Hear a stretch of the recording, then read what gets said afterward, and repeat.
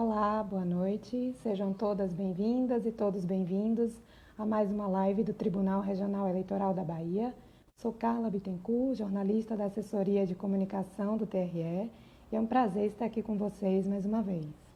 Essa noite eu converso com a advogada Daniela Borges, que é conselheira federal da Ordem dos Advogados do Brasil e presidente da Comissão Nacional da Mulher Advogada. Ela tem uma participação muito importante na proteção dos direitos da mulher na sociedade, de uma forma geral, e na proteção também do direito da mulher advogada dentro do contexto do mercado de trabalho.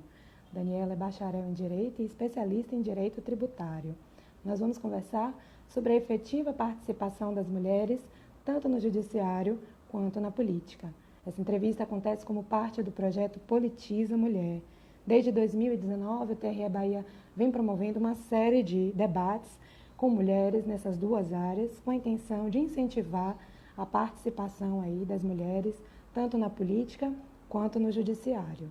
Antes de convidar a Daniela para entrar aqui na sala, eu aproveito para saudar o nosso presidente, desembargador Jataí Júnior, que é o desenvolvedor, o idealizador desse projeto.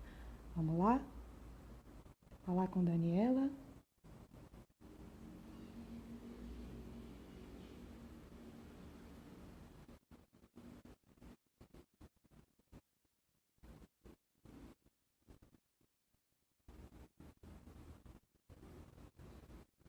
Peraí, só um minutinho.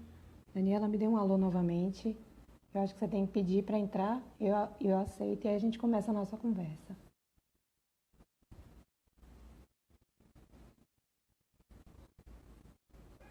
Estamos aguardando aqui a entrada dela. Tomara que Joaquim apareça. Liz Bucão. Oi, Olá, Carla. tudo bom? Boa noite. É um prazer estar aqui com você, para a gente ter essa conversa aí sobre esse tema tão importante, que é a participação efetiva das mulheres aí na política e no judiciário. Muito obrigada por você ter aceitado o nosso convite. É uma honra estar aqui conversando com você sobre esse tema. Vamos Carla, a lá? alegria é toda minha. Muito obrigada pelo convite. Estou muito feliz de estar aqui para falar de um assunto tão bacana. Sim. Bem, minha primeira pergunta é o seguinte: a legislação eleitoral brasileira prevê a reserva de vagas de no mínimo 30% para gênero e o mesmo percentual de verbas para o fundo eleitoral para essas candidaturas. Nós assistimos, porém, nas últimas eleições, como resposta dos partidos, um número alto de candidaturas laranjas, né? A maioria mulheres que não foram sequer votar em si mesmas. De que maneira essas e outras medidas que já vêm sendo tomadas podem ser realmente inclusivas, considerando o sistema político que a gente tem atualmente? Então, eu queria parabenizar o projeto. Eu acho que esse projeto aí, parabenizar, né, o presidente Jataí pela iniciativa. É importante que a gente tenha homens também comprometidos com a maior participação e presença efetiva de mulheres, não apenas nas disputas eleitorais, mas também efetivamente mulheres que venham a ocupar os espaços, né? Então, um projeto muito bacana. E para responder sua pergunta, Carla, eu acho que é importante contextualizar como a luta por uma maior presença de mulheres nos espaços, tanto do ponto de vista de eleições para legislativo e executivo, quanto a própria presença no judiciário, nosso tema aqui, como essa história, essa caminhada ela é longa. Né? Então, na verdade, assim, nós temos muitos desafios, sem dúvida nenhuma, o Brasil é um país que está muito atrasado do ponto de vista da presença das mulheres nos espaços políticos, inclusive em relação a outros países da América Latina, mas é preciso também perceber que isso é uma caminhada, né? E dentro dessa caminhada, a gente teve uma alteração legislativa muito importante no que se refere, primeiro, a reservas de vagas dentro da lógica das candidaturas. E é muito importante a gente perceber que, entretanto, apesar da gente ter, desde a década de 90, regras que, com algumas variações, mas de alguma maneira, tentavam garantir mulheres concorrendo nas eleições, como resultado, no que se refere aos eleitos, efetivamente, tinha pouca presença de mulheres eleitas. Então, até 2018, nós só tínhamos 10% do Congresso Nacional formado por deputadas e senadoras Ou seja, imagine um número muito pequeno. Então, nós Sim. já tínhamos essa reserva de 30% no que se refere às candidaturas, mas a gente não via um reflexo disso no aumento. Porque se pegar desde a década de 80, nós não passávamos dos 10%. É como se fosse um teto de vidro ali, invisível, né? E as mulheres não passavam.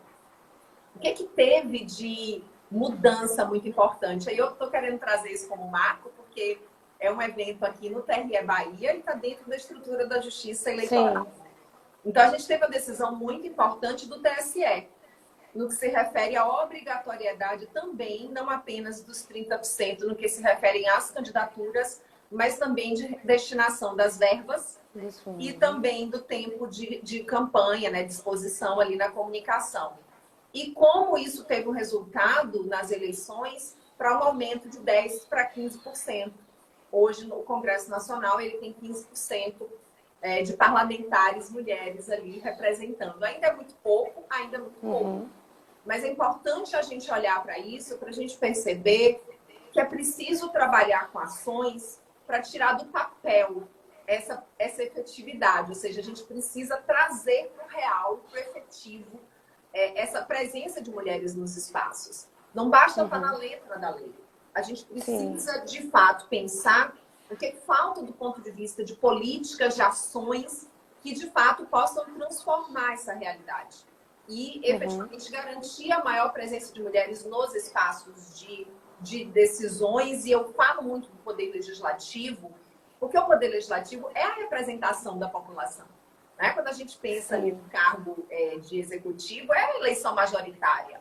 Mas quando a gente pensa nos legislativos, seja a Câmara de Vereadores, a Assembleia Legislativa ou o Congresso Nacional, é a representação da população. E as mulheres não estão devidamente representadas. Nós somos 52% do eleitorado.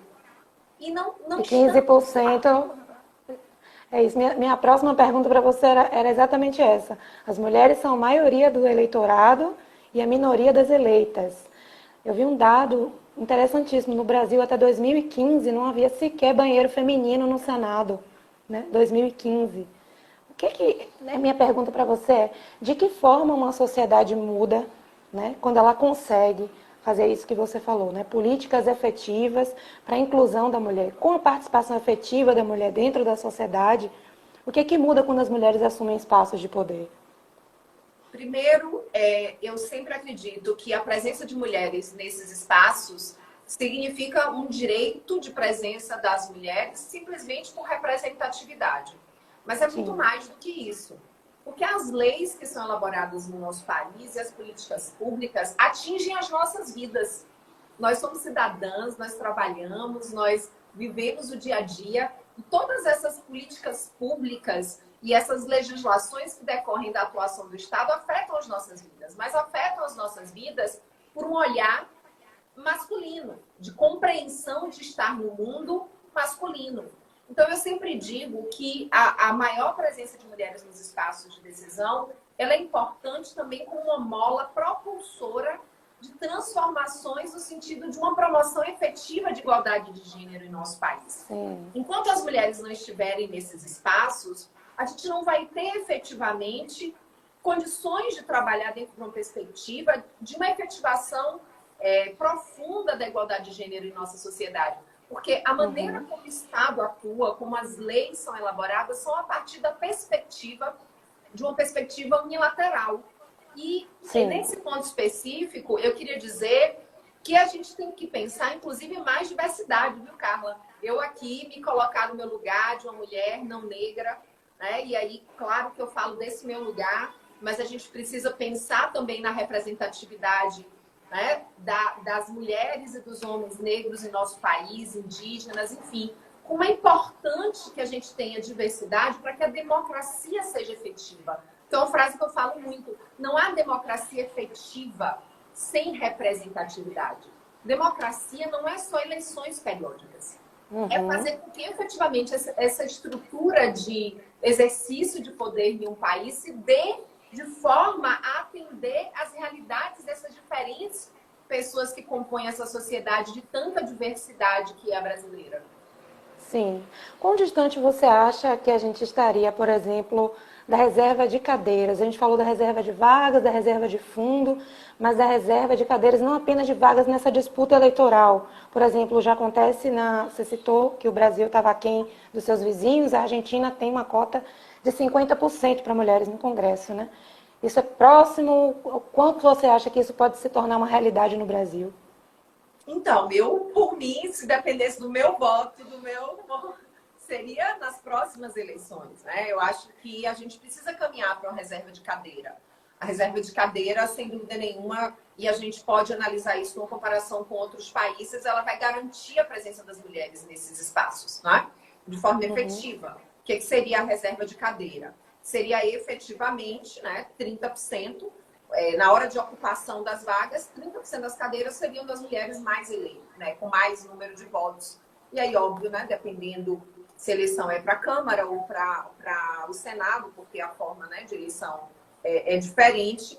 E é interessante a gente observar em relação a esse ponto específico, porque quando a gente viu aquela decisão do TSE que obrigou a destinação das verbas e do tempo, né, de exposição nos meios de comunicação às candidaturas femininas, a gente viu aquele aumento.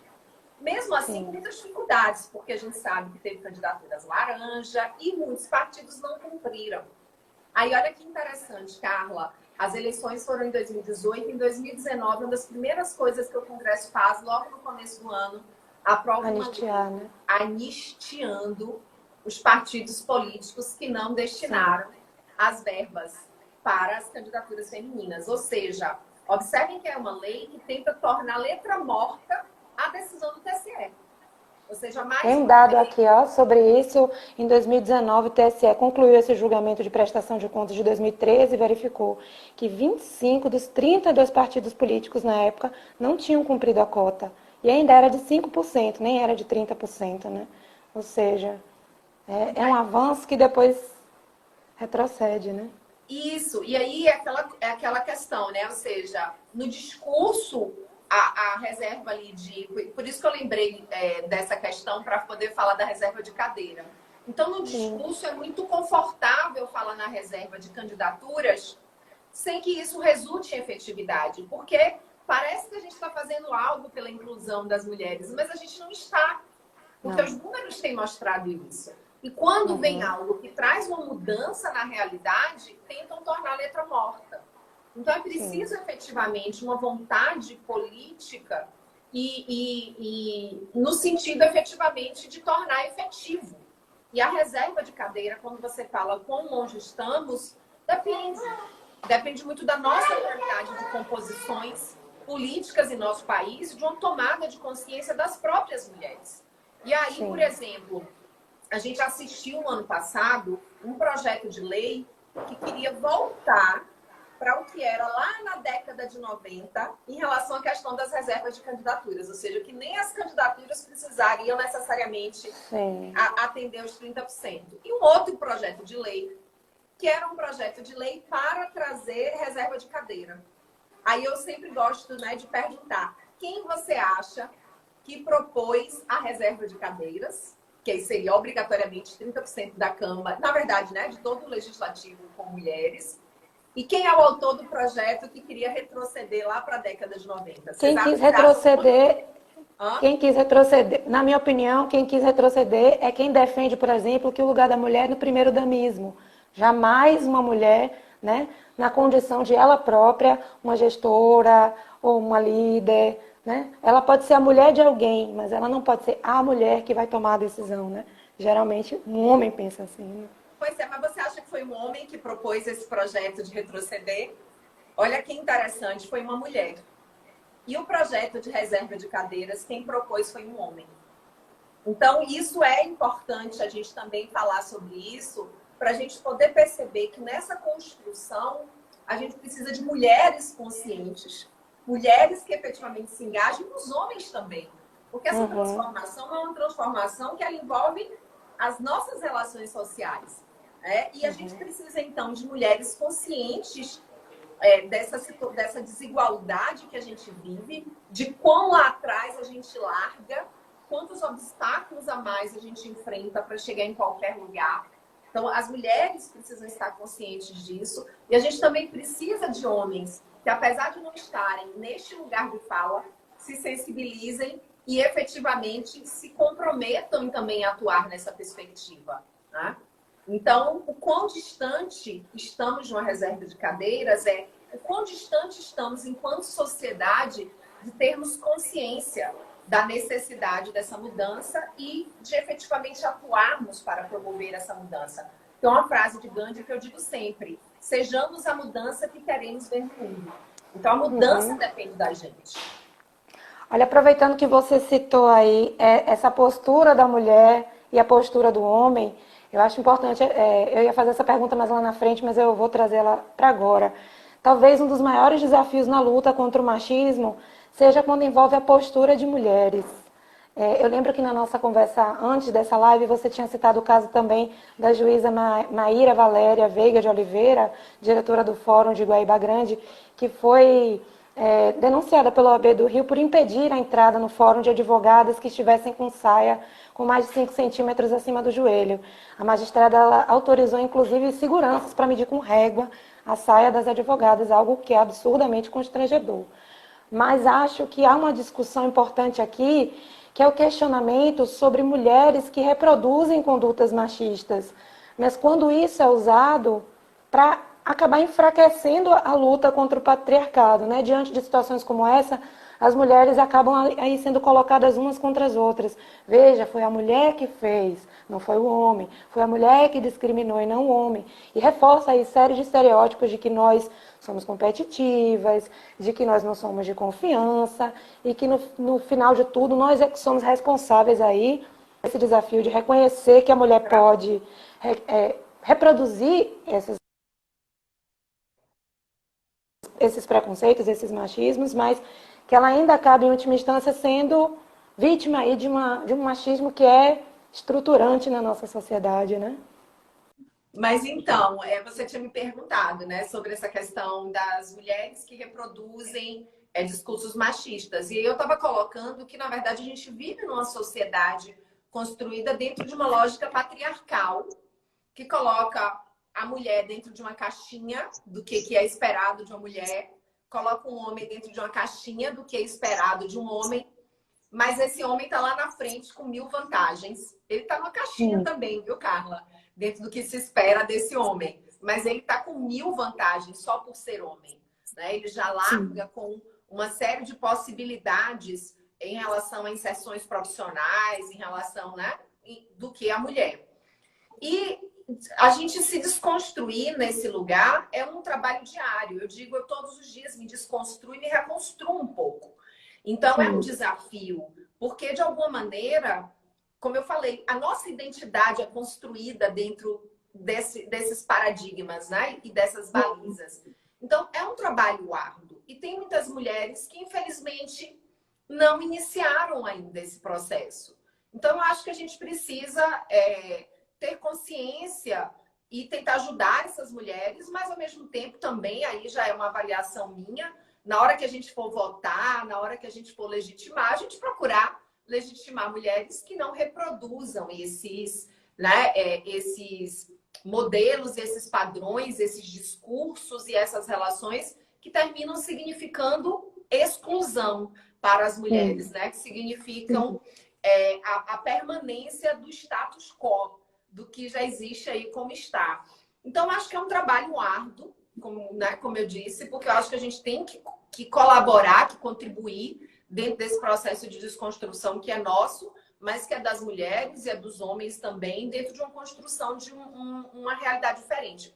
Eu gosto muito de dizer, hoje eu não falei aqui, que quando a gente fala em promoção de igualdade de gênero na nossa sociedade, a gente não quer dizer que vai ficar todo mundo igual. Muito pelo contrário. O que a gente quer é, na verdade, trabalhar com respeito profundo às diferenças. As pessoas são diferentes. Elas vão ser diferentes sempre. As mulheres entre si são diferentes. Então, quando a gente fala que é importante promover igualdade na nossa sociedade, o que a gente quer dizer é que essas diferenças não devem ser motivos, justificativas para que alguns tenham menos direitos que os outros. para que alguns tenham menos oportunidades que os outros. É isso, no final das contas, né?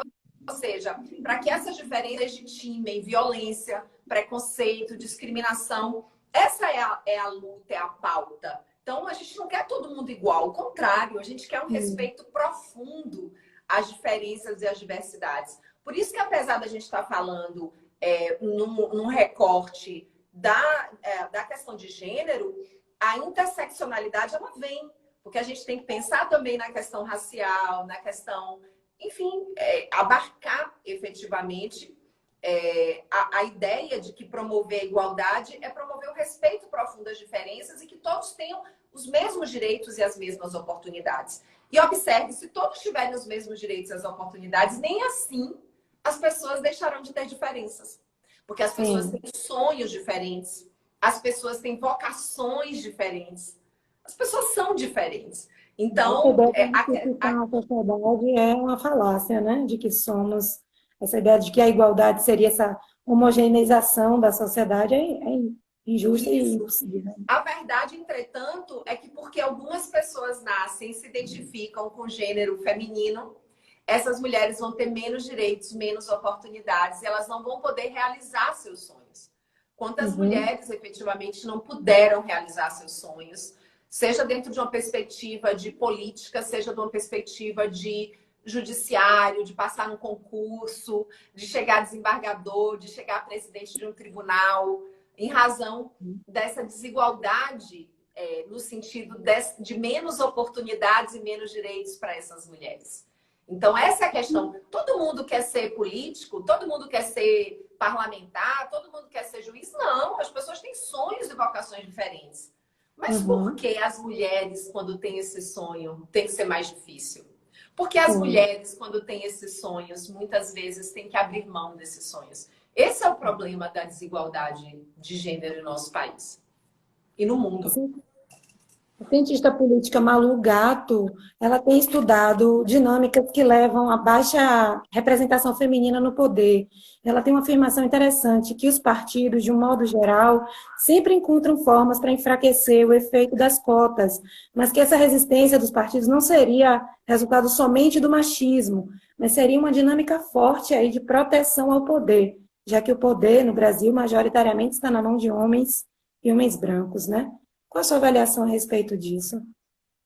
Sem dúvida nenhuma, é muito importante que a gente pense todo o sistema eleitoral dentro do ponto de vista do que contribui hoje para a manutenção dessa realidade de prevalência dos homens nos cargos eletivos e, ao mesmo tempo, que pode mudar. Então, a gente começa a ver em alguns partidos uma tendência a trazer paridade nos órgãos diretivos dos próprios partidos. Isso é importante, né? Ou seja, a partir do momento que na direção dos partidos a gente tem mulheres. Então, pensar sobre isso é algo importante, porque é como eu falo sempre, né? Porque uma das coisas que eu digo, hoje as mulheres são, na realidade do Brasil, pressão. O que a gente faz é pressão política. E a gente não quer mais ser grupo de pressão, a gente quer estar lá decidindo as coisas. Então, isso também acontece dentro da estrutura dos partidos, né? É importante ter mulheres nos órgãos diretivos para que elas possam decidir. E é natural, quando a mulher ela tem consciência da desigualdade de gênero que permeia as nossas relações e ela se compromete com a construção de uma realidade com mais igualdade, ela atua naturalmente com ações que possam efetivamente garantir uma realidade diferente. Então, agora, sem dúvida nenhuma, quem tem o poder, em regra, não quer abrir mão desse poder. E as mulheres, elas vêm trazendo uma outra força, uma outra forma. Inclusive, uma coisa que eu acho muito importante é que as mulheres, elas não pelo menos como eu vejo, as mulheres não querem ser melhores que os homens. Tá? Não é essa a ideia. Elas querem estar nos espaços. E eu acho que é muito importante a gente ter um desafio de poder, quando chegar lá, poder trazer algo do feminino para a construção dessa realidade. Porque, às vezes, as mulheres, quando ocupam espaços predominantemente masculinos, elas reproduzem não só o discurso, mas o comportamento, né? No que se refere à forma de tomadas de decisões.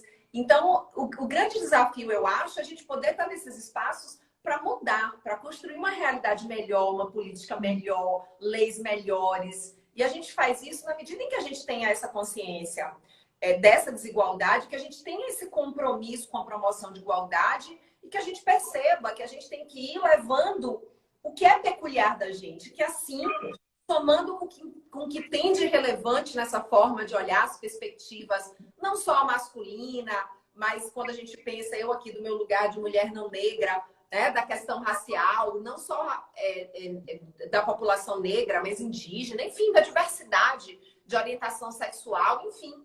Então, essas diferentes perspectivas enriquecendo a construção de uma política que seja efetivamente promova de maneira mais eficaz o nosso país mais justiça, mais liberdade, né? Mais inclusão, menos violência. Essa mesma pesquisadora, ela critica uma ideia muito difundida na nossa sociedade de que as mulheres não estão interessadas em se engajar em política.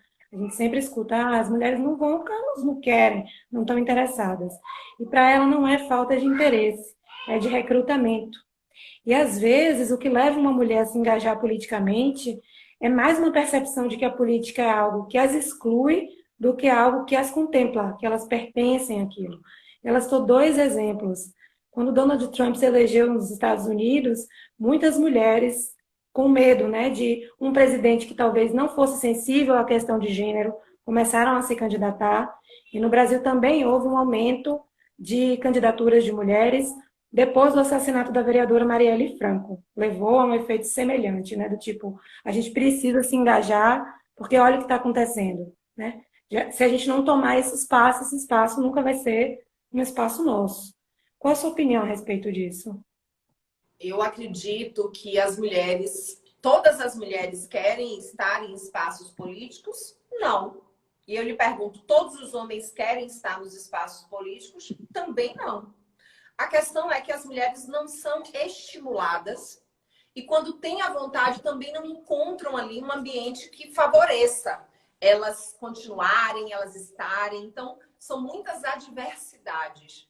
Tem uma pesquisa que foi feita nos Estados Unidos e ela foi feita com crianças e ela tem um dado interessante, porque essa pesquisa ela é feita com meninas até 6 anos, trazendo a informação de que essas meninas de até 6 anos já se sentiam menos inteligentes que os homens. Então, observe, Carla, como a gente vive numa sociedade, porque 6 anos, o que essa criança já viu e já viveu? Né? Ou seja, a nossa cultura, ela vai fazendo com que, de fato, as mulheres se sintam menos capazes e, muitas vezes, essa vai se reforçando a ideia de que aquele lugar não é lugar para a mulher. Né? Tem uma outra pesquisa recente do LinkedIn. O LinkedIn, né, que é uma plataforma de currículos, e eles fizeram pesquisas com os inscritos. Na verdade, não foi pesquisa, uma análise de dados. E eles constataram que as mulheres, para se candidatar numa vaga de empresa, elas só se candidatavam quando elas preenchiam 100% dos requisitos daquele emprego. E os homens se candidatavam quando preenchiam 60% dos requisitos. Isso diz muito, repare, eu peguei uma informação da infância e uma informação da vida profissional. Então, isso diz muito daqueles obstáculos que as mulheres enfrentam e obstáculos que dizem respeito até à maneira como ela se vê dentro dessa sociedade, dentro das suas potencialidades.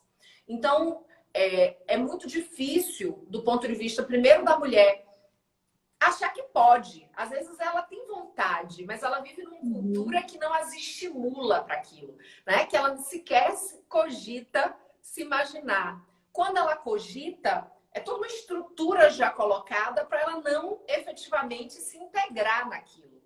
Então, são muitos desafios e é muito interessante a gente perceber que existe uma desigualdade, às vezes, invisível, que vai moldando, e aí eu acho que eu vou trazer uma informação que talvez ajude na questão do judiciário, mas eu acho que você vai me perguntar depois, né?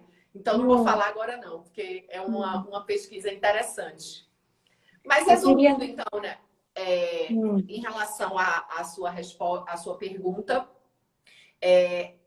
na minha visão, as mulheres querem sim.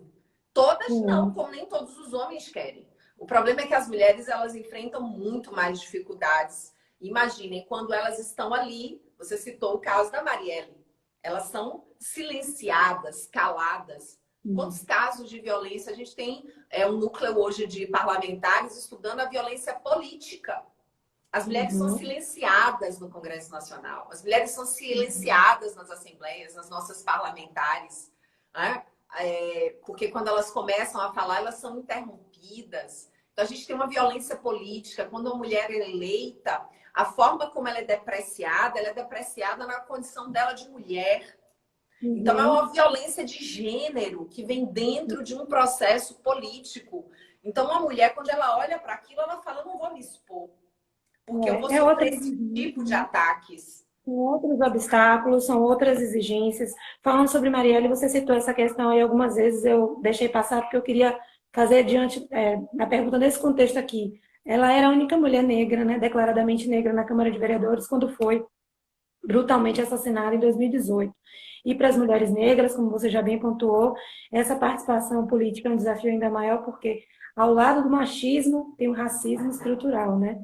Todos nós, brasileiros, temos que reconhecer, né, que em maior ou menor medida ainda temos que lutar contra isso. Hoje o Brasil tem 27% da população feminina negra, mas o Congresso pouquíssimo representado por mulheres negras. Temos cota de participação feminina, mas ainda não há cotas de candidaturas, né, para prever aí essas ações afirmativas e incluir essas mulheres negras nesses espaços. Como que isso pode ser transformado? Existe alguma perspectiva de que tenhamos essas cotas de fato, que isso seja uma realidade no Brasil?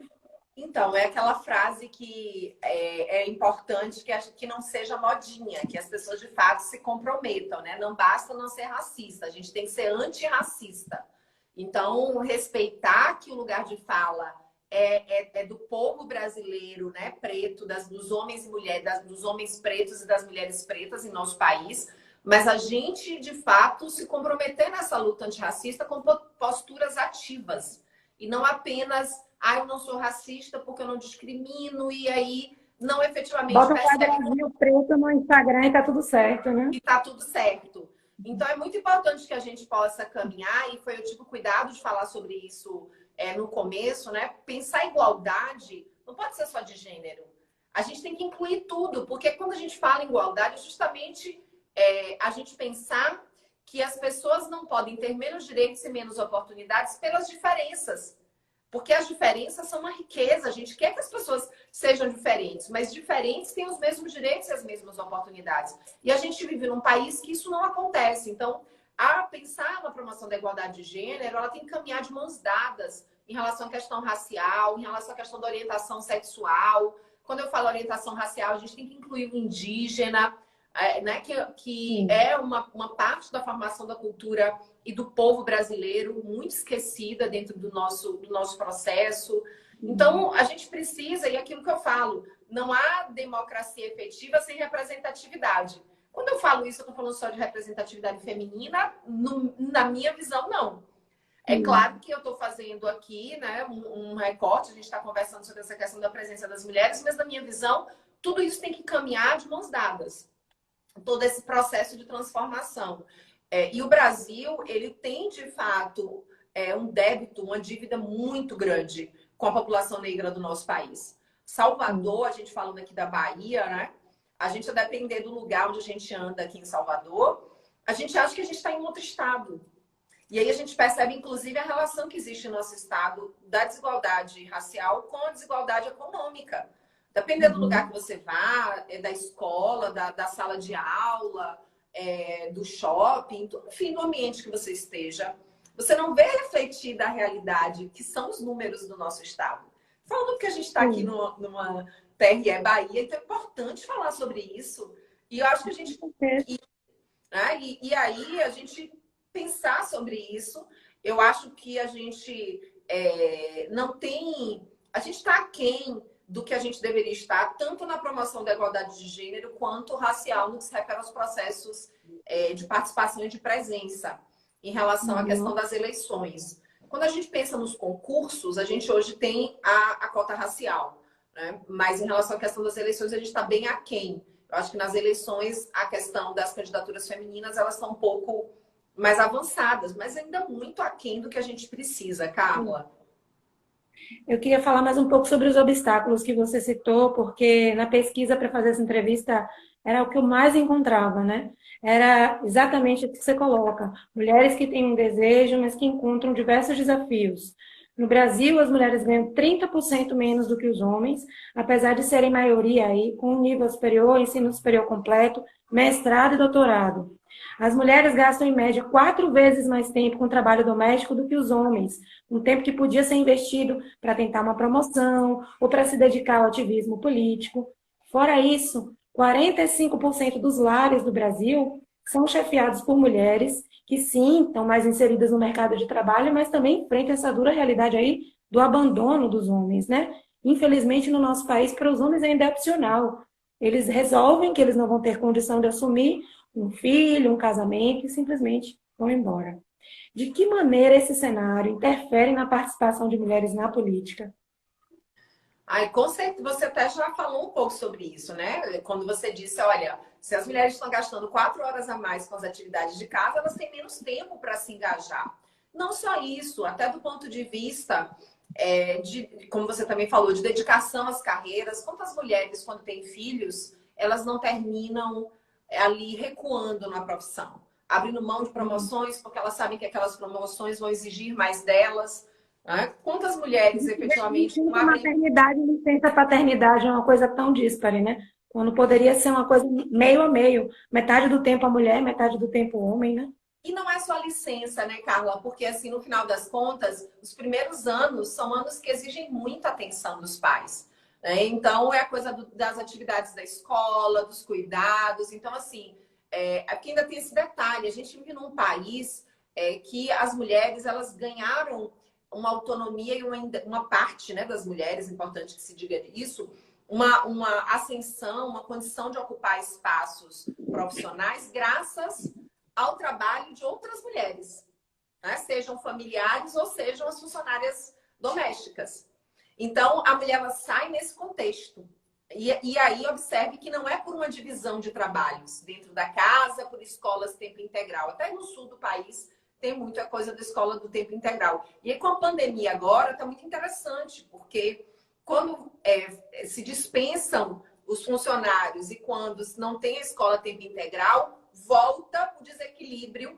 Quer dizer, na verdade, não volta, porque para mim ele nunca deixa de existir. A mulher está sempre ali ligada no lanche da escola, na atividade, no aniversário, no material escolar dos filhos, uma série de organizações da casa, né?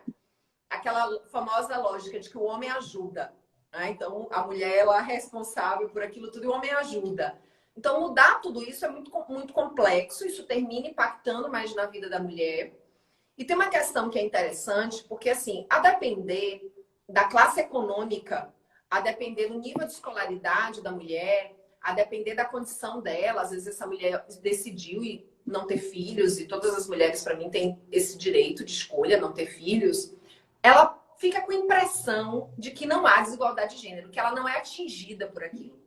Mas a desigualdade de gênero, ela está presente sempre, sempre, ainda que se tente de alguma maneira invisibilizar.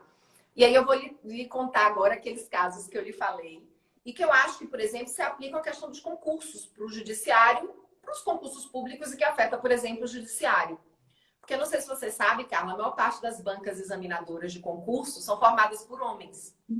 Uma das pautas das mulheres é que as bancas examinadoras tenham paridade, ou seja, uma igualdade entre homens e mulheres avaliando, né?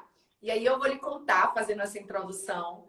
Na década de 70, as orquestras nos Estados Unidos só tinham 5% de mulheres nos seus quadros de músicos. Até que eles começaram a adotar as audiências às cegas. O que é isso, né? Aquele músico que estava se candidatando, ele ficava atrás de uma cortina, né? Então os avaliadores não viam. Eles chegavam a botar tapete para não ter o toque-toque do sapato, né? Então eles avaliavam ali só efetivamente pelo som. Então observe que na década de 90 esse número já era 25%. e hoje as orquestras americanas já têm praticamente 50% homens e mulheres. Então, Sim. observe como existe um invisível que termina afetando as mulheres dentro da construção. Tem outro caso Uhum. interessante que foi um acaso de um jornalistas. Na verdade, eles trabalhavam num site que trabalhava com crítica a filmes. E Uhum. os dois tinham o mesmo cargo e o chefe sempre elogiava o homem, a produtividade do homem, e criticava a produtividade da mulher. Tá? E aí, no final, em determinado momento, ali por um acaso, o homem, ele achou estranho um e-mail que um cliente não, né? Uma pessoa que ele trabalhava ali tinha mandado para ele. Meio grosseiro. Aí, quando ele foi ver, ele tinha mandado o e-mail do e-mail da Michelle, que era a colega dele. E ele conversando aquilo com a Michelle disse, não, isso é o que eu passo todo dia. E aí eles fizeram uma experiência. Durante uma semana eles trocaram de e-mails. Então ela mandou os e-mails com o e-mail dele e ele mandou os e-mails com o e-mail dela. E ele teve a pior semana da vida dele, até perguntarem se ele era comprometido. Ele recebeu e-mail perguntando isso. E ela teve a melhor semana da vida dela, né? Respeitado. E aí, eles fizeram, depois eles publicaram isso nas redes sociais, essa experiência, e ele fala assim: eu não era melhor que a Michelle, eu só tinha uma vantagem invisível. Essa constatação Sim. dele. Então, no final das contas, tem a parte do que é visível, mas tem também esse invisível que afeta, né, até onde as mulheres conseguem chegar na nossa sociedade. E aí, linkando, né, não só na questão das políticas, mas também na questão do próprio judiciário. Por que que efetivamente talvez a gente ainda não tenha um equilíbrio entre mulheres e homens no judiciário e quando chega na segunda instância os números são piores ainda. Então, E eu tenho uma olha, informação interessante aqui que a maioria das universidades, a maioria dos cursos, inclusive nos cursos de direito, forma mais mulheres do que homens, né? E quando elas começam a chegar nessas carreiras da magistratura, vai afunilando, por isso que você falou, né? Pelas bancas, pelo preconceito, pela forma como o acesso ainda considera a parte de fora, né? Não considera o conteúdo, não considera quais são os potenciais que essa pessoa está trazendo, né? eu dou aula Considera. e eu dou aula, eu tenho turmas que 90% são mulheres. Eu já dei aula para uma turma de 40 alunos, que 4 alunos eram homens. Então, a gente E tem essas realmente. mulheres que chegam têm que ficar provando, eu tenho certeza, o tempo inteiro, que elas merecem sim estar ali, justificando. Como eu vejo muitas pessoas que criticam a política de cotas, ah, cadê as notas desses alunos? Será que esses alunos mereceram entrar? Como se não fosse uma questão de reparação e de acessibilidade, justamente de democratização, mas assim, a mulher vai ter que provar o tempo inteiro coisas que o homem não vai precisar provar, né? Que ela é. E essa cobrança que ela tem com ela mesma. Eu oriento monografia. É engraçado, assim, como as mulheres elas se sentem mais inseguras em relação ao potencial delas. Né? E os homens não. Uhum. Os homens, eles se sentem muito mais seguros. Não, a gente também tem que ter cuidado, né? Existem homens que são mais tímidos, que têm também as suas inseguranças. Existem aquelas... Mas é a regra. E aí, quando a gente pega Sim. a maioria, a gente vê essa desigualdade. Na advocacia, as mulheres são hoje praticamente 50% dos quadros, né, de advogados. Uhum. Mas quando a gente vai para sociedades de advogados, né, em regra, os sócios patrimoniais são homens. A gente tem escritórios de advocacia em que a maior parte dos funcionários, dos advogados, são mulheres. Mas quando chega nos sócios Sim, patrimoniais, são homens. sim. Então, a gente tem muitos desafios, né, dentro desse contexto dessa promoção de uma sociedade com mais igualdade. Agora você considera, por exemplo, você falou essa questão de as mulheres serem maioria numérica, mas nessa representatividade estarem aqui, no que diz respeito ao judiciário, que isso é reflexo do que a mulher enfrenta comumente no mercado de trabalho, ou tem razões mais específicas aí que dizem respeito à área jurídica, quando se trata da ascensão dessas mulheres em Eu instâncias acho superiores, em postos de comando? Eu acho que, primeiro, tem aquilo que a gente já conversou. Eu acho que muitas mulheres, às vezes, são afetadas pela questão da maternidade. Eu conheço e tenho amigas que disseram: olha, eu não vou tentar essa promoção. É como se elas ficassem ali mais tranquilas, entre aspas, não vou aqui cuidar dos filhos. Então, elas terminam, né, muitas vezes, em razão de todas as atividades que elas têm envolvidas com a casa e com a família, abrindo mão, né, de investir ou em estudos, em aperfeiçoamento, ou até mesmo na progressão da carreira. Além disso, na minha visão, como eu coloquei, tem a estrutura como ela é montada. Ou seja, são homens avaliando homens e mulheres. E eu, Carla, assim, muito sinceramente, não acho que a maioria pense racionalmente assim, vou escolher um homem em detrimento de uma mulher. É algo que eu acredito que muitas vezes vem até no contexto em uma série, que é uma coisa assim que a gente vê muito, eventos na área jurídica. Aí os eventos na área jurídica quase não tem mulher. Aí quando você vai conversar, às vezes com o organizador, dizendo, mas como assim? Cadê as mulheres? Cadê, né, os palestrantes negros, as advogadas negras, enfim. Aí as organizadoras dizem, não, mas é porque não tem mulher. E aí, quando você vai ver, ele traz ali quem ele conhece de um clube, né? Das amizades, das rodas. Então, vai se fazendo.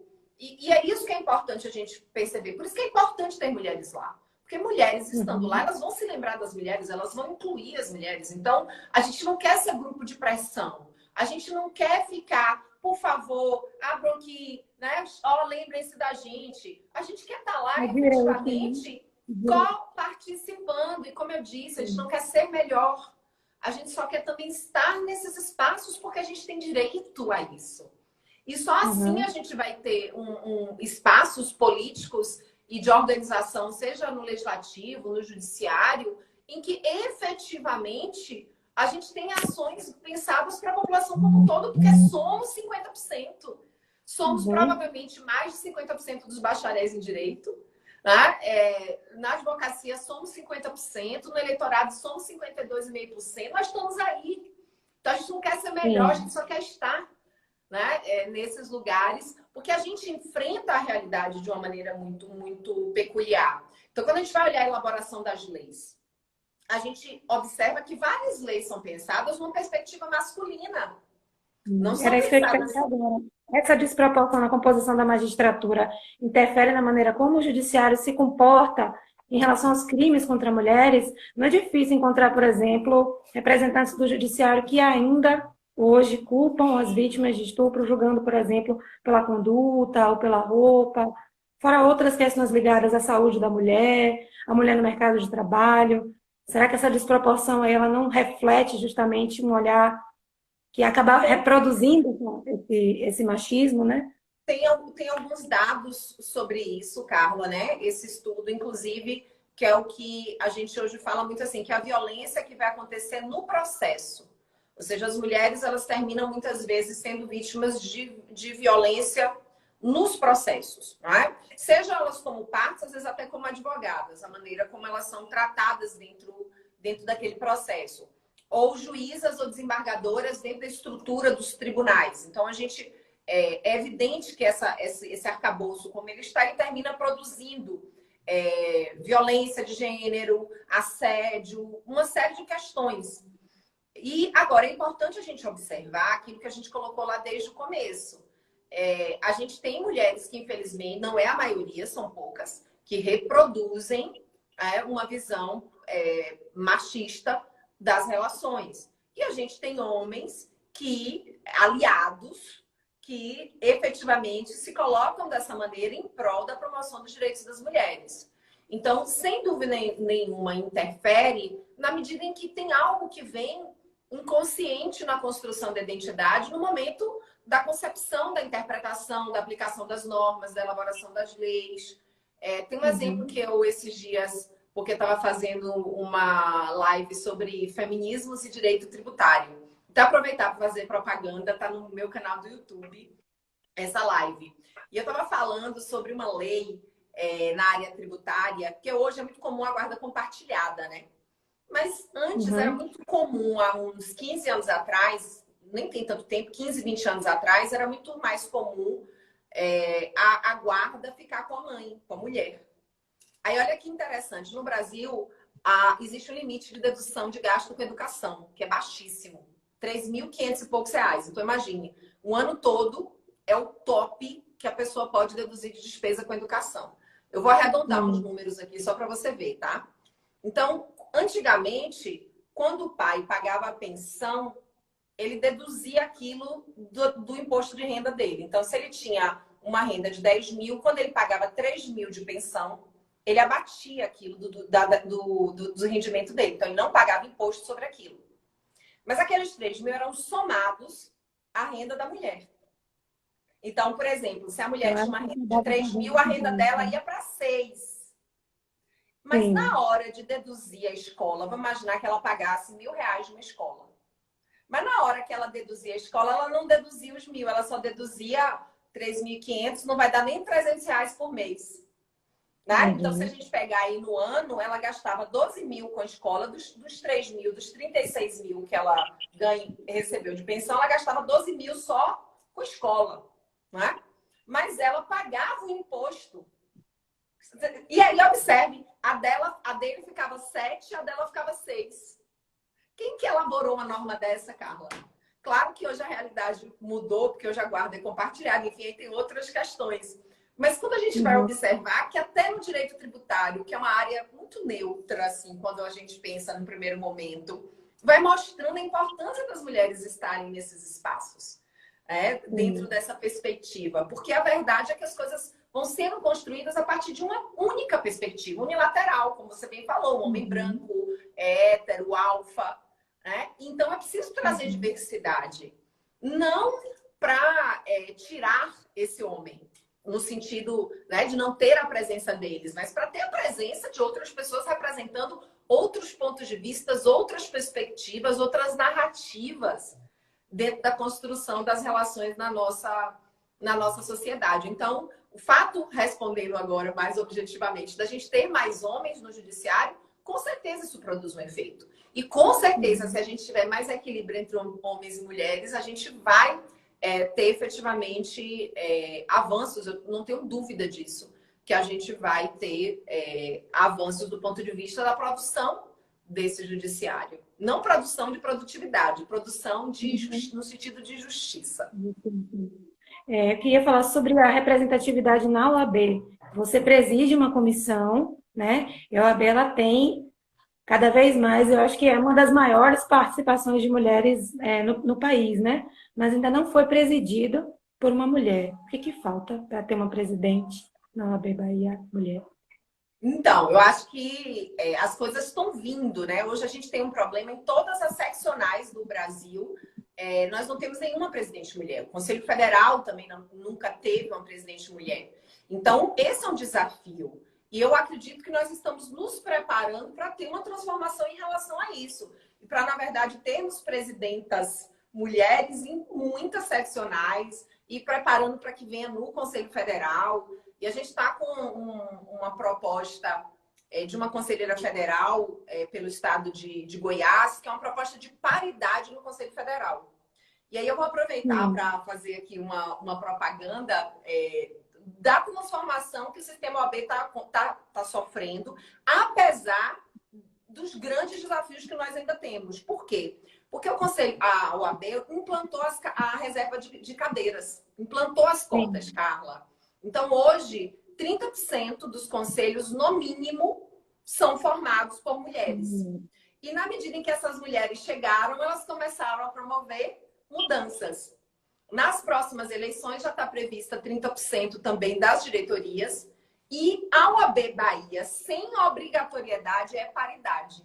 O conselho da OAB Bahia é 50% de homens e 50% de mulheres, sem obrigatoriedade. Porque essas mulheres, nós aqui na Bahia, né, ou seja, construímos essa realidade. Mas é importante destacar que isso não está garantido. A gente não sabe como vai ser uma próxima eleição, uma outra. E por isso vem a proposta dessa conselheira federal no sentido de tornar obrigatória a paridade. E aí, observe, não é cota, é paridade. Se somos 50% da advocacia, que sejamos sempre 50% das chapas. E isso, efetivamente, é a gente pensar que a nossa entidade ela deve promover políticas e ações que alcancem a realidade de todas as advogadas. É impressionante, por exemplo, como alguns anos atrás não se falava sobre assédio. Sendo que essa é uma realidade de todas as mulheres. Todas as mulheres, em algum momento, sofrem algum tipo de assédio no trabalho, em algum contexto das suas vidas. Mas como que um homem vai... Não que um homem não possa sofrer assédio, né? A Comissão da Mulher Advogada aqui da Bahia, presidida... Adultério era crime até outro dia. O adultério era crime até outro dia, né? Não tem tanto tempo, É né? verdade.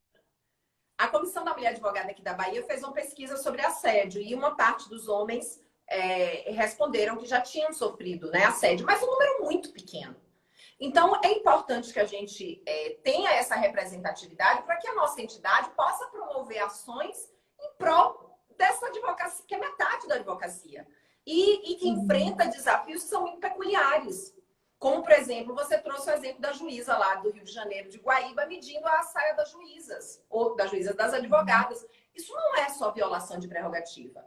Isso não é só restringir a advogada de entrar no fórum, que é uma prerrogativa da advocacia.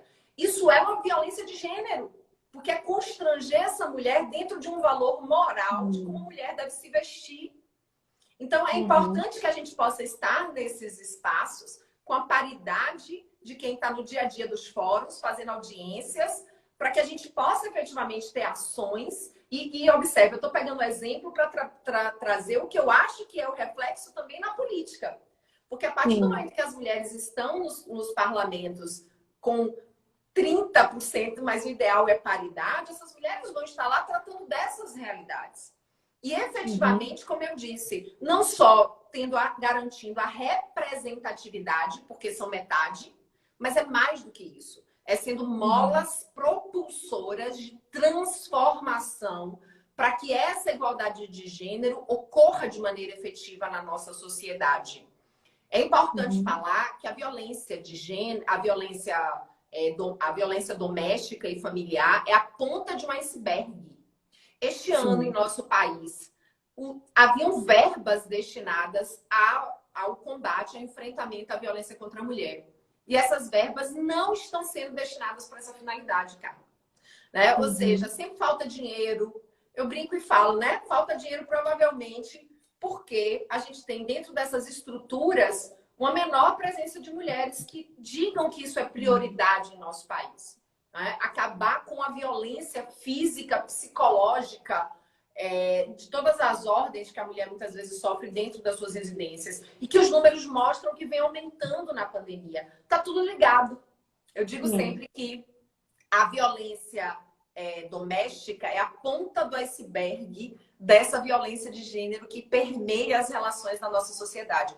Um homem, ele só vai bater em uma mulher, ele só vai matar uma mulher dentro de um contexto Porque assim, a gente tem que separar o assalto da violência de gênero, né? Essa violência contra a mulher doméstica é aquela violência na qual alguém vai efetivamente agredir outra pessoa porque se sente melhor, porque se sente dono, porque se sente, né, efetivamente ali com direitos em relação a isso. Quando a gente conversou, você me falou uma coisa super interessante, que você afirmou assim que essa luta contra o patriarcado não devia se basear na ideia de protagonismo das mulheres, porque isso pressupunha lutas isoladas, que o fundamental seria defender a sororidade, entendendo que todas as mulheres devem crescer juntas, né, como um coletivo. Entretanto, você também falou aqui que não há um feminismo, mas vários feminismos. E às vezes algumas lutas não incluem outras. Por exemplo, o feminismo negro, que às vezes não é considerado, né, dentro do ativismo de mulheres brancas. Também a questão é como equacionar essa coletividade com realidades e pautas tão diferentes. Eu sempre acredito, Carla, que a gente tem que se unir, caminhar junto em prol de valores, né? Em prol dos valores que vão nortear. E na minha visão, o que une essas pautas é o que eu falei desde o começo. É a promoção da igualdade no seu sentido mais amplo possível. Como eu posso querer que um homem saia do seu lugar, né? Se levante para dar espaço, quando eu penso em reserva de cadeiras, para que mulheres ocupem aqueles espaços. E eu não estou disposta a fazer o mesmo por outras mulheres que efetivamente têm desafios e obstáculos maiores. Então, ou caminhamos todas juntas, de mãos dadas, ou então é um discurso para que algumas estejam lá e não todas e todos. Então, acho que esse é o desafio, né? A gente perceber que o nosso norte, e aí por isso a ideia da sororidade, não de... A gente ainda usa a palavra protagonismo, né? De uma maneira no sentido da importância de se destacar a mulher, mas não no sentido de individualidade, sabe? Porque senão a nossa luta é para algumas e não pode ser. Né? A nossa luta ela tem que ser para todas, no sentido da inclusão de mulheres e não especificamente de uma mulher. Acho que esse é o desafio. E aí a gente amplia, né? Ou seja, essa ideia de que todos devem ter direitos e oportunidades respeitados, e não apenas mulheres, né, não negras, mas também e mulheres também indígenas, enfim, eu acho que esse é o norte. É o norte nesse sentido de trazer essa liga da sororidade, sabe? E perceber que são mulheres em perspectivas e visões diferentes, com desafios diferentes, e por isso a gente fala em feminismos e não em feminismo. Mas eu acho que se a gente tiver esse valor e esse norte, é possível ter empatia pelo outro, né? Pelo desafio do outro. E eu sempre digo assim, eu tenho aprendido e crescido muito pensando sobre, sobretudo, a questão dos desafios raciais no Brasil, quando eu penso sobre isso, né? Eu não posso querer, para mim, se eu também não estiver disposta a fazer por todos. Porque senão é como eu falei, é algo que é para algumas. É para uma, é para duas, é para três, e não é isso. Por isso até que na Bahia, fazendo aqui propaganda, a ideia da paridade é tão bacana, né? Ou seja, para as mulheres chegarem juntas. Então é importante ter presidentas, mulheres, claro, mas é importante que cheguem todas. E aí eu acredito que essas presidentas vão vir com muita naturalidade dentro de um contexto de paridade na organização da nossa entidade. Né? Então, é isso. Acho que sororidade... Eu queria te perguntar uma coisa.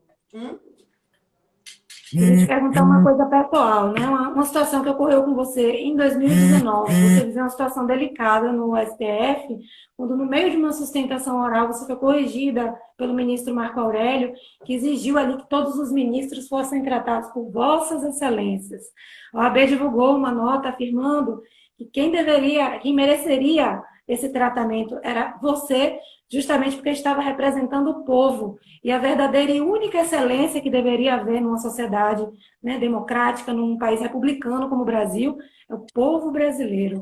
Eu queria que você falasse como você se sentiu, como você avalia o que fica, né, de lição, já que estamos falando sobre representatividade, sobre espaços de poder, sobre mulher ali num ambiente que também ainda é essencialmente masculino. Eu acho que eu vou pegar o mote aqui do que a gente está conversando e falar o seguinte, Carla. Eu acho que a coisa mais importante nas relações é respeito. Eu acho que respeito a gente precisa ter sempre, com todos. Né? Então, a formalidade, ela não pode estar acima do respeito. E por que eu estou dizendo isso? Porque, de fato, eu fui ali para... Inclusive, eu não sei se você chegou a pesquisar, eu não sabia que você ia perguntar isso, mas não sei se você chegou a pesquisar. Eu estava ali enquanto presidente da Comissão Nacional da Mulher Advogada e também como advogada na área tributária, porque a pauta era a tributação do auxílio maternidade. Então, eu estava ali falando sobre a inconstitucionalidade desse auxílio, da tributação desse auxílio maternidade, por uma ofensa a algumas regras tributárias, mas também ao princípio da igualdade de gênero. Então, eu estava ali naquele contexto, então eu tinha uma paixão ali por aquele caso, né? E aí eu comecei falando, né, Vossas Excelências, fiz todos os cumprimentos, mas na empolgação ali da fala, eu fui e falei, né, um você. E eu acho, o ministro Marco Aurélio, ele, na verdade, não foi nada pessoal em relação a mim. Ele, naquele dia, ele já tinha feito isso com outro colega e ele, eventualmente, faz isso. Mas eu acho que é você colocar a forma acima do respeito. E o mais importante, ter interrompido... Quer dizer, o mais importante no sentido ruim, ter interrompido um advogado na tribuna. Né? Ele, na minha visão, ele tinha que ter esperado para ter falado. Mas, além disso, eu estava numa postura respeitosa. Eu acho que isso traz uma reflexão para a gente, sabe? Às vezes, já foram algumas pessoas ali no Supremo que falaram coisas extremamente desrespeitosas dentro de uma formalidade, né? Data vênia, Vossa Excelência e um xingamento, né? Então, eu acho que tem várias reflexões aquele episódio na minha vida. Um deles é esse, ou seja, a gente precisa trazer o que é essencial na vida. E eu acho que o E é bem respeito é algo simbólico que que você é. esteja ali defendendo o direito. Eu acho muito simbólico, eu tinha lido isso. E você estava ali defendendo o direito das mulheres, você como mulher, e passar por isso, né? Essa questão de forma e conteúdo, mas também de quem era você naquele momento. Eu achei muito, assim, eu fiquei emocionada com esse texto do OAB, porque é muito bonita essa ideia que quase ninguém tem no Brasil, de que quem é a grande excelência, quem é o principal, né? Para quem tudo isso é feito? É o povo. E o povo, infelizmente, ainda é tratado como alguém que não vai ter acesso, que não vai poder entrar, que não vai poder assistir, que não vai entender o que está sendo dito, porque é um idioma todo próprio, né? Quem não entende juridiquês, às vezes, não vai saber do que está sendo tratado ali e está sendo tratado sobre a vida dessas pessoas, né? Mas olha só, Carla, que coisa interessante, né? Apesar de tudo aquilo, porque na hora eu não percebi, eu não imaginei que fosse ter essa repercussão. Então, eu voltei, né? Eu estava ali muito focada em terminar a minha sustentação. E aí, depois, o ministro Barroso, né, leu o voto dele. E aí, o ministro Alexandre de Moraes puxou um voto de vista, mas o ministro Marco Aurélio pediu a palavra para dizer que ele tinha ido com o voto pronto, no sentido da constitucionalidade da tributação, e eu estava defendendo o contrário. E na semana passada, ele pediu vista, e na semana passada ele votou pela inconstitucionalidade da tributação do auxílio maternidade. Então, aquela sensação também de que, apesar daquilo tudo, ele estava prestando atenção, a missão foi cumprida. Quer dizer, ainda falta um voto para se formar a maioria, né? Então, na verdade, estão 5 votos pela inconstitucionalidade. Se a gente tiver mais um voto, forma a maioria. Então, no final das contas, eu acho que a vida é um pouco sobre isso. A gente fazer dos limões limonadas. A gente fazer dos desafios molas propulsoras, assim, para a gente poder ter mais força de caminhar em direção do que a gente precisa, até na linha do que eu tinha dito no começo, né? Sejamos a mudança que queremos ver no mundo. Então, é um pouco isso, assim. Eu acho que não é fácil. Quantas mulheres se sacrificaram tanto para que a gente tivesse o que a gente tem hoje? Estou vendo aqui a Alice Bianchini, que é a vice-presidente da Comissão Nacional da Mulher Advogada, que é uma grande defensora dos direitos das mulheres, publica inúmeros livros. Quantas mulheres vieram, sabe, vêm nessa luta? Então, acho que cabe a gente pensar o que a gente pode fazer hoje e deixar, então, esse legado para essas gerações futuras. Honrando quem veio antes, fazendo o que a gente pode e deixando um legado, não só mulheres, mas homens, né? Porque isso é muito importante, que todos nós possamos compreender que uma sociedade melhor, ela será, com certeza, com igualdade. Com igualdade. Não tem como não ser bom, Carla, né? Eu acho que as pessoas, às vezes, têm medo do que elas vão perder e elas não percebem o que elas vão ganhar vivendo numa sociedade onde as pessoas efetivamente estejam sendo respeitadas e possam viver de forma que... De quem ainda percebe, eu acho que o medo maior é de quem ainda percebe a questão como privilégio, né? Não como direito. Então, eu percebo que quando você tem a resistência, é porque você já sabe que aquilo ali não é direito. Porque se tem alguém que não tem e você tem, você está numa condição de privilegiado. Então, eu acho que é muito mais... Eu não quero perder o meu, né? Então, para isso, se você vai ter que perder, eu acho que essa mudança é mais do que necessária, né? Porque não temos que falar aqui de privilégios e sim de direitos. Queria fazer uma última pergunta, que é de alguém que está aqui na sala, Guilherme. Doutora Daniela, gostaria de saber a sua opinião sobre a importância da implementação de cotas de gênero nas listas tríplices que buscam preencher as vagas reservadas aos advogados no TRE Bahia. No TRE, Então, na verdade. eu sou totalmente favorável. Eu quero aproveitar para mandar um beijo aqui. Tanta gente amiga aqui, viu? Conselheiras federais, presidentes de CMAs. Ai, eu não vou nem falar, não, amigas pessoais aqui, ó. Um beijo aí para todas. Eu tenho uma amiga que trabalha no TRE Bahia. Não vou nem falar o nome, porque eu fui falar o de Alice. Agora, se eu ficar falando de todo mundo, vai dar ciúme. Um beijo para todo mundo. Eu sou totalmente a favor. Eu acho que a gente precisa criar mecanismos enquanto a gente... Eu sempre digo o seguinte, Carla, eu quero viver numa sociedade que não precisa de cota de gênero. Eu sonho com esse dia. Porque no dia que a gente efetivamente não precisar de cota, é porque a gente viverá numa sociedade onde terá igualdade de gênero. A gente precisa pensar na cota porque nós não temos as mesmas condições. Infelizmente, nós não temos. Então, enquanto nós não temos, a gente precisa pensar sobre isso. Então, eu sou a favor da criação de vários mecanismos. Como, por exemplo, eu coloquei aqui que as comissões avaliadoras de concurso tenham sempre paridade de avaliadores, homens e mulheres, para a gente garantir mais equilíbrio no ingresso nos concursos públicos. Em relação à questão das promoções, eu acredito que a gente tem que ter regras no próprio judiciário para a gente promover mais mulheres para a segunda instância. E é óbvio que eu não posso pensar nisso no que se refere a políticas de ingresso sem pensar também na parte da OAB. E não acho que é só a OAB, OAB é Ministério Público, porque o quinto constitucional ele vem da advocacia e do Ministério Público. E acho que sim, a gente tem que ter essa obrigatoriedade, pensar regras. Eu não vou entrar aqui, né? Às vezes aparecem algumas propostas com algumas regras específicas, mas acredito que a gente tem sim que trabalhar com isso. Inclusive, existem já algumas propostas nesse sentido da adoção, e aí não só no TRE, viu, Carla?